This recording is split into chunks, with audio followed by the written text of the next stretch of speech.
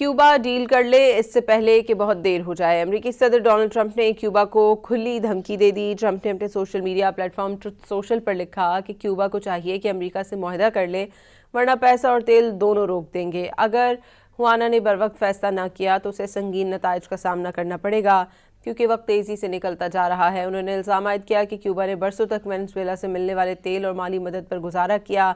अब ऐसा नहीं होगा, क्योंकि वेनेजुएला को अमेरिका का तहफ़्फ़ुज़ हासिल है।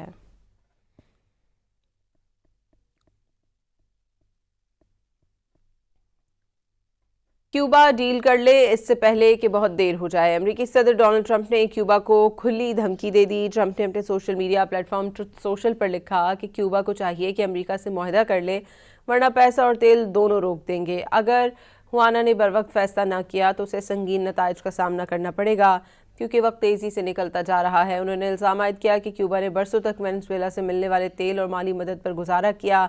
अब ऐसा नहीं होगा, क्योंकि वेनेजुएला को अमेरिका का तहफ़्फ़ुज़ हासिल है।